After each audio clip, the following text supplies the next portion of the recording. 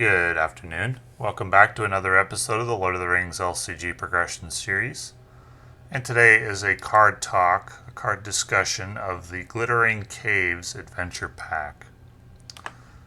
We have 2 adventure packs remaining of the long extended party cards, the Glittering Caves and the Mustering of the Rohirrim.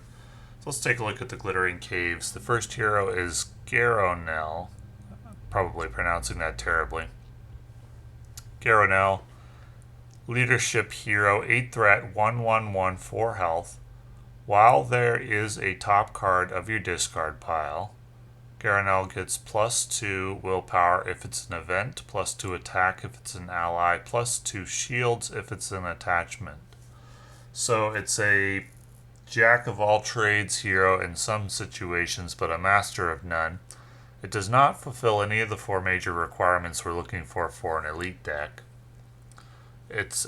Which would be card draw, resource generation, attacking for 4 or defending for 4. It's a Noldor hero, so it could have some Noldor synergies. Relatively low threat hero for the leadership sphere. 8 threat is about as low as it goes from leadership, exempting Frodo Baggins at 7, so 8 willpower is pretty good.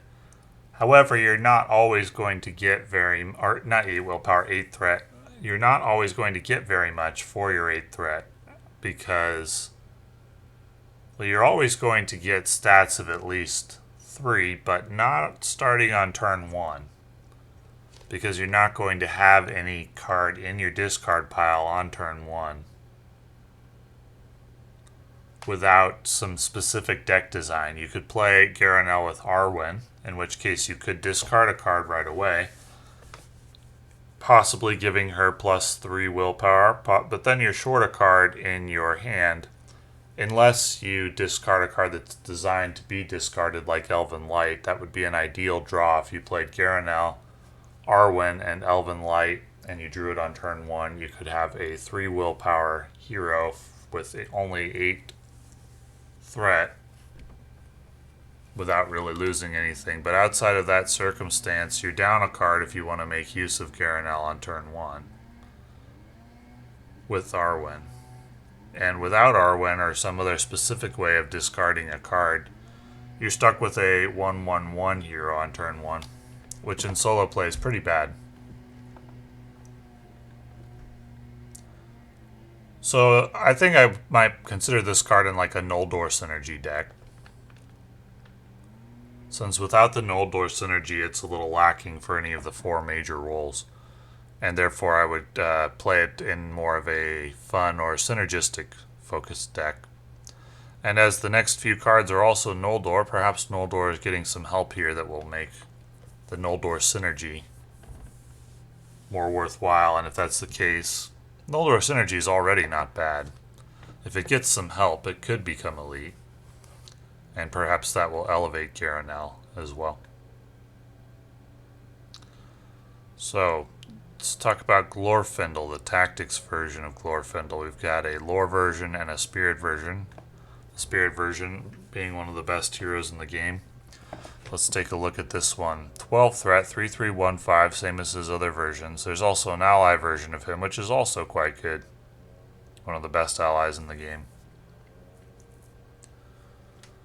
Glorfindle gets +2 attack while attacking alone. Glorfindle gets +2 attack while attacking a unique enemy.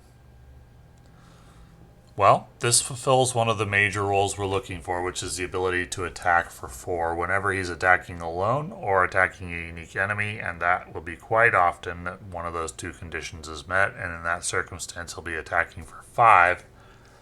And he can also quest for 3. This is a phenomenal hero out of the tactics sphere. Really, really strong hero. His major downside being his high threat. Would I play him over Eowyn in my Bond of Friendship deck? No, because of his high threat.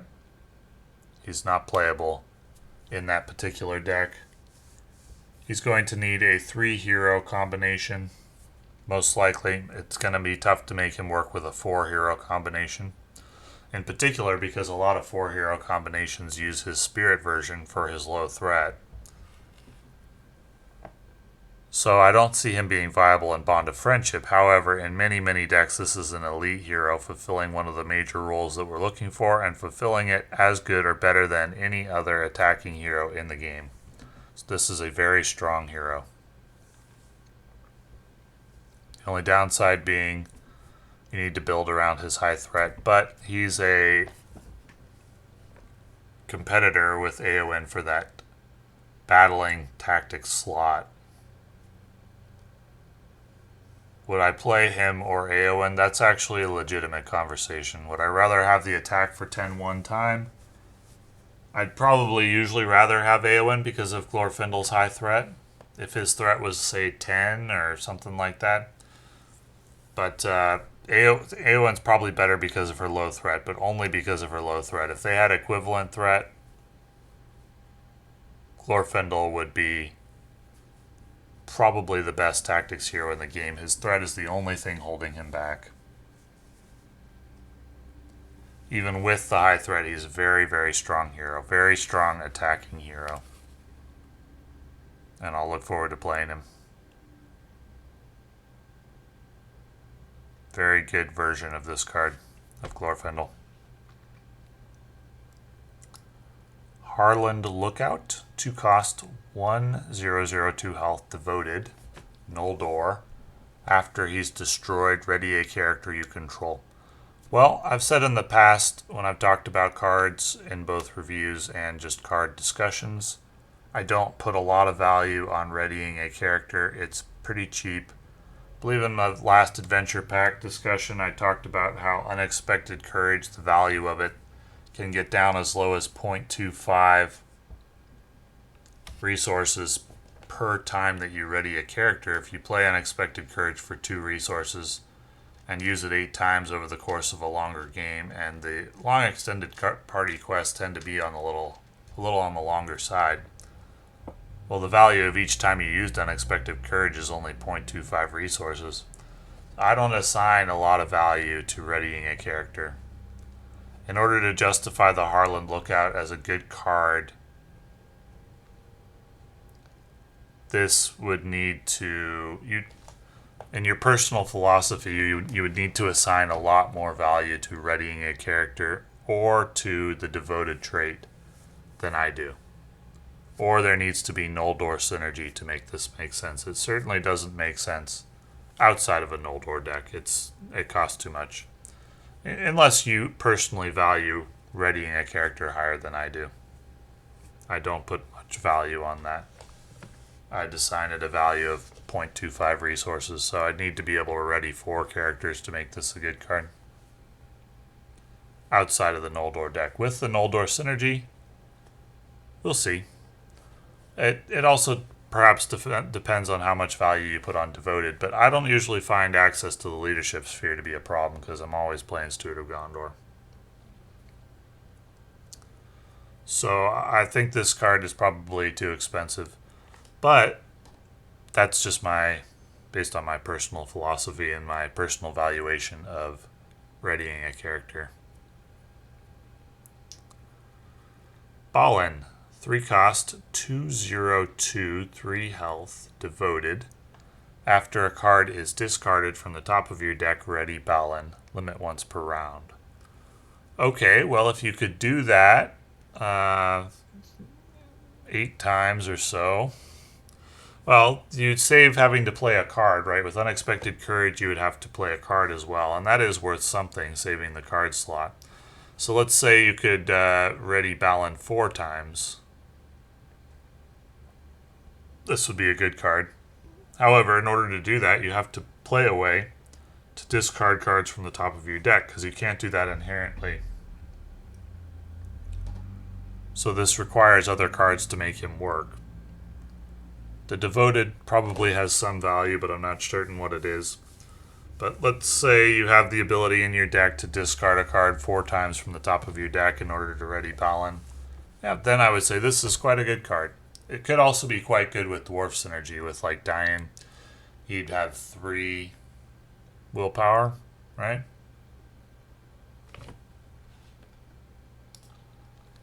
And then the readying effect would just be bonus. At 3 willpower, this ally is very good. But without dying, it requires combo to make it work. And I haven't really seen any good cards that discard from the top of the deck that I'd actually want to play. So I don't imagine myself playing this too much outside of a dwarf deck. Unless more cards come into play that discard from the top of the deck that I actually do want to play. And then Ballen will make a lot of sense.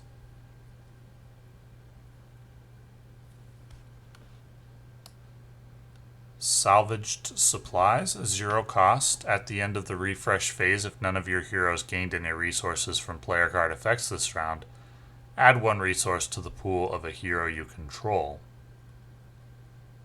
That's a response. Action, exhaust a character you control to return salvaged supplies from your discard pile to your hand. That's a high cost to return this to your hand, exhausting a character. So basically, if you're not playing Steward of Gondor, you can gain 1 resource in exchange for exhausting a character. That's a pretty high cost to gain a resource. You'd need extra action advantage to make this work. You'd need characters that you don't really have a use for. And in solo play, that doesn't happen a lot. In solo play, every slot, every character is so important. You rarely have characters that you have no use for other than generating a resource. You usually play them for a specific purpose, for battling or for questing, primarily for questing in the early game. And you almost always need to play Steward of Gondor in solo play for the very difficult quests, which is usually what I'm talking about when I discuss these cards, their viability or their usefulness in elite quests. So I would consider this card a card for more fun decks or thematic decks where you don't want to play Steward of Gondor. And I know some players don't play Steward of Gondor because it doesn't make sense in a lot of decks for thematic reasons. You make a dwarf a Steward of Gondor, it really doesn't make sense at all thematically. And so having a card like Salvaged Supplies, which gives you another option besides Steward of Gondor for resource generation,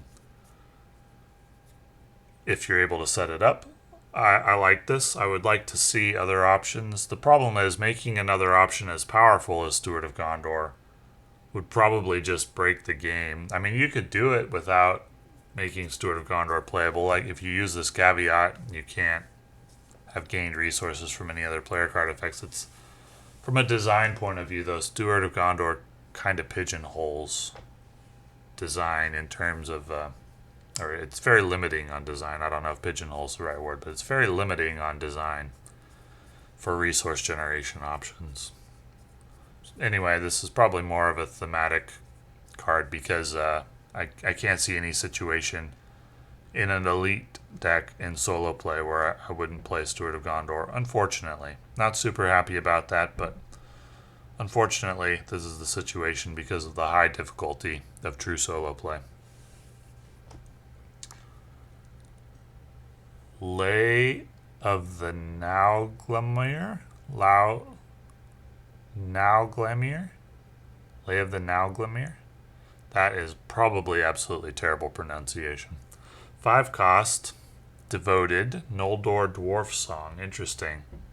Don't recall seeing that combination before. Discard the top 10 cards of your deck. Choose up to 2 different Noldor or Dwarf allies discarded by this effect and put them into play.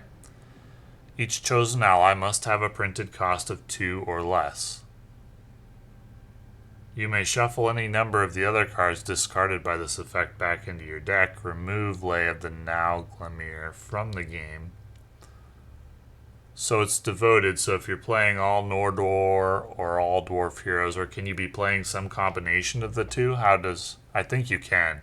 Like if your heroes are all Noldor or Dwarf, the devoted trait will work. I think. Uh, but you're only going to get 4 value. You're going to get 2 different Noldor Dwarf allies, but only totaling a value of 4, because they have to have a cost of 2 or less, so this is an inefficient card. In exchange for the inefficiency, you get to choose the allies. So you can choose the allies that are most applicable to the situation that you're in. The limitation, though, of 2 cost or less kind of limits this to swarm decks. And you have to save up a lot to get it. 5 resources, so at least 2 turns. And a lot more than that if you're not taking advantage of the devoted trait. The thing about swarm decks is, though, that they usually want to get off to a very fast start. And so you're in swarm decks, you're loath to play cards that don't have a use on turn 1 or turn 2. And this wouldn't, because you have to save up to use it. However, after you've saved up for a turn, you could play it and get your swarm going. I don't like the inefficiency. I would prefer it if you could get at least 5 value for this, in which case I would like this card a lot. I'm not sure it's worth 1 resource to be able to select the allies that you get into play. That's really the only thing you're paying for with the 1 cost. Well, you get the card draw too, so I take that back. You discard the top 10 cards. You can shuffle them back later, so it's not really discarding them.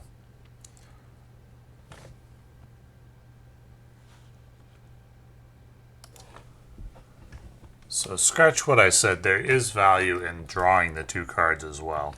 So basically you get 4 cost worth of allies, and you draw 2 cards as well. What is drawing? Is drawing 2 cards worth 1 cost? It's drawing 2 specific cards worth 1 cost. Well, compared to other cards like Deep Knowledge, it's comparable. Deep Knowledge costs 2 threat, which I would consider equivalent roughly to 1 resource. So I would say this is comparable to other card draw effects. It's just perhaps even better in a Noldor or Dwarf deck where you can make use of the devoted trait. It'd be better than Deep Knowledge. So that's the situation where I would play this. In a Noldor or Dwarf deck, I would play this card.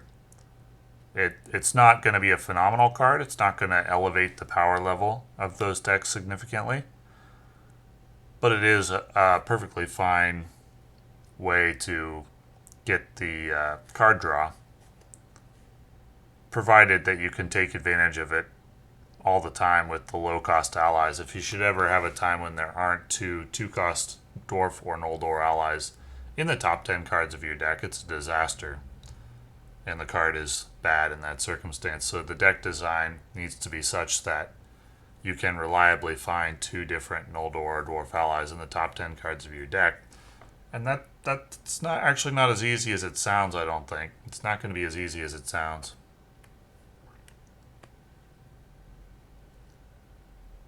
I think I still like a very good tail better for rapidly getting out cards. But if the deck design warrants including this card, I definitely would as a card draw option. Not a cost reduction option, a card draw option.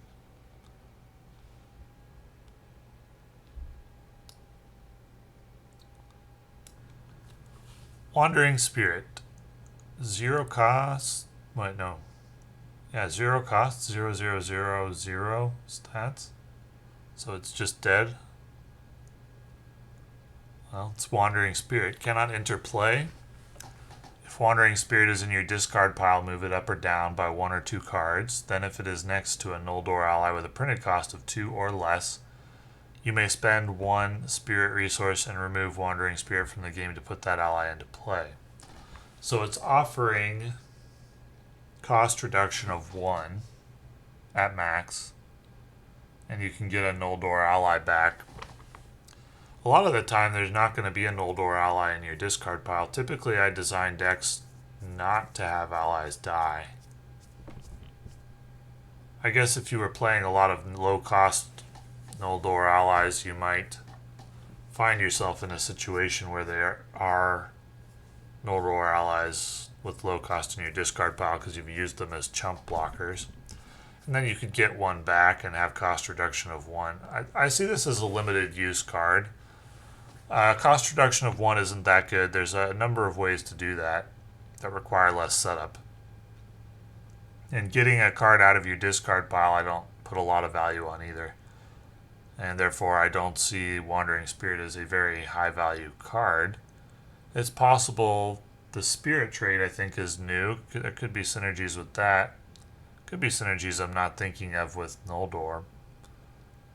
But I see this as a fairly low value card that is not easy to set up unless you're playing Arwen, then it's quite easy to set up. But in any case, one cost reduction and getting a card back from the discard pile is not very valuable to me. So I don't think I would play this card too much. Relic of Nargothrond, one cost, attached to a Noldor or Dwarf character, restricted, limit one per character. Relic of Nargothrond can be played from your discard pile. Attached character gets +1 shields. Discard Relic of Nargothron to give attached character +2 until the end of the phase.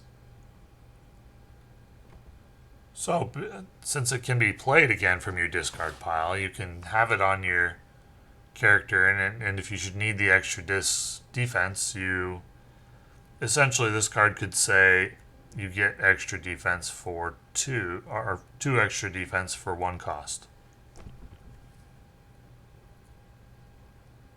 I like this card. It's pretty good. On a Noldor or Dwarf character, that's the major restriction. So I couldn't play it on my favorite defender, Baragon. But I like this card in a Noldor or Dwarf deck. I think this is very good. I would play this card in any Noldor or Dwarf deck, really, where I had access to the Tactics Sphere. This is a very strong defensive card, in my opinion. And I would definitely play it.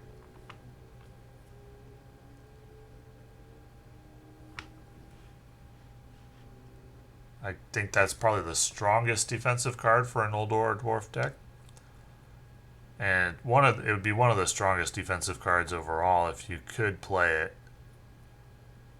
outside of Noldor or Dwarf decks. Onward into Battle.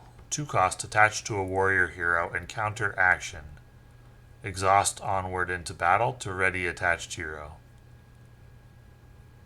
Only during the encounter phase. I don't know if that matters too much that it's only during the encounter phase. This is another version of Unexpected Courage, which is slightly worse.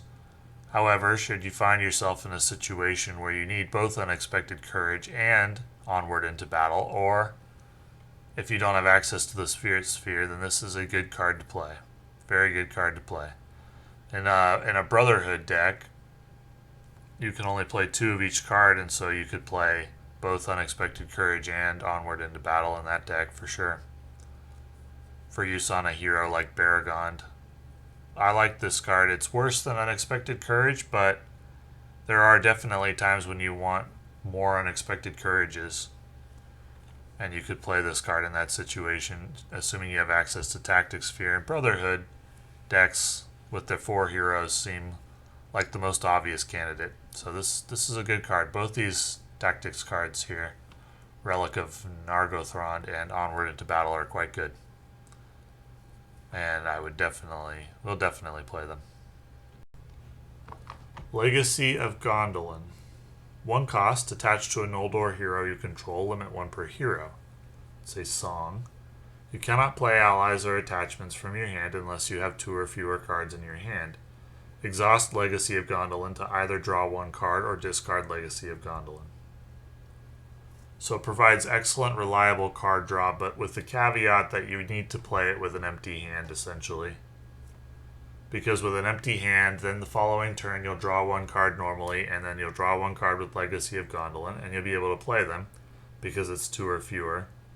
And each turn that you do that, you can continue to draw 2 cards, and it'll be quite a good card in that situation. However, if you don't have an empty hand when you play this, or you can't empty your hand in the same turn that you play this, and your hand size gets over 2 the following turn, then this card is hurting you.